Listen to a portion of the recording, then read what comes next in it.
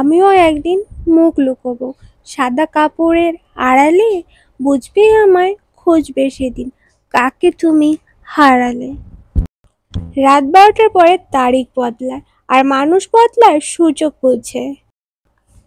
ভগবান আছে কি নেই সেটা প্রমাণ করার চেষ্টা না করে তুমি যে মানুষ সেটা আগে প্রমাণ করো। একদিন হঠাৎ করেই মরে যাব, তারপর আর কাউকে জ্বালাতন করব না। ছেলে মানে যত কষ্ট দাও, আঘাত দাও, সে কাঁদবে না। সে তখন কাঁদবে যখন কাছের কেউ অবহেলা করে চলে যাবে।